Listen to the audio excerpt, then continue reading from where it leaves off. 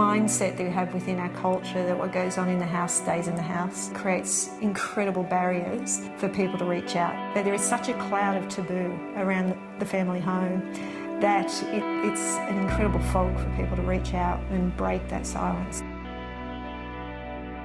I started to hear the statistics that 1 woman a week was being killed by a current or former intimate partner. And I said, that can't be true. And so I went to research it and found out it was very true. In fact, the rate is higher. We had 81 women killed in Australia last year. I thought, why am I getting such an emotional reaction to this? I don't know these women. I think I just connected with the fact that they're Australian women suffering in silence, and I thought I just have to do something about this. So I approached White Ribbon and said, here you go, 800 kilometres of running. Let's use this to at least start breaking some of that silence.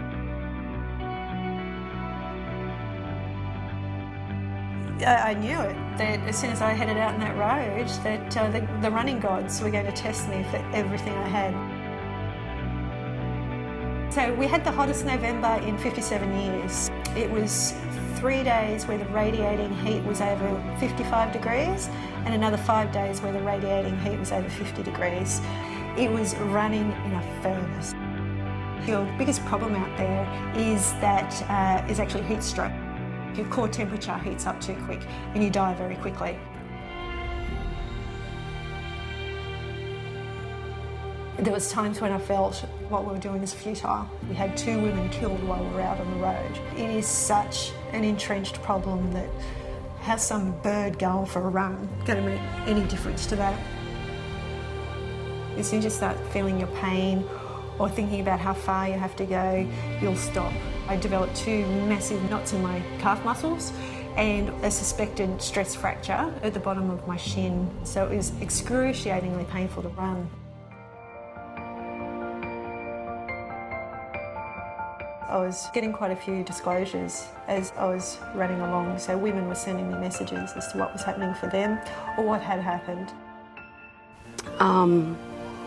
My eye socket was broken, my cheek was broken, my jawline was cracked, my nose was broken. He hurt me, so very badly. If I just thought, I'm in trouble, I'm in deep trouble here. They used the run as an excuse to start the conversation. They said, oh, have you heard about this crazy woman who's going to run from Walgett to Burren Junction and then keep going? What's she doing it for? Domestic violence, have you heard? And they started the conversation that way. I was reading through the messages and then I saw this message from a lady who had left her violent partner and he had broken her back and she had spent a lot of time in hospital. Her desire was to run and she was following the journey. She said it was just providing her with so much motivation to find the strength and just dream of one day being able to do what I.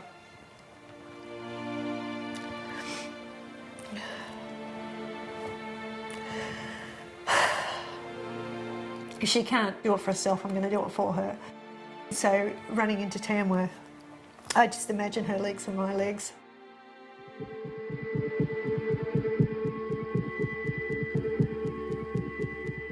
Ultra running, it strips away the barriers. It's interesting, over the time of the run, you get to see it in people's eyes. You can find the victims looking in a crowd.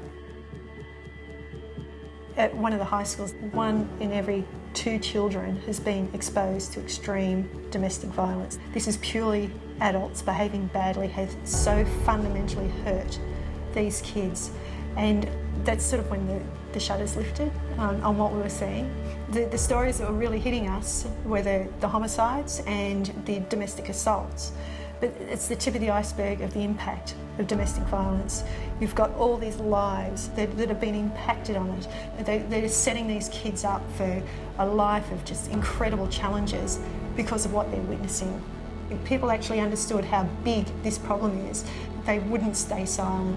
And it was that day that we realised the enormity, the scale, and our silence is allowing that to go on.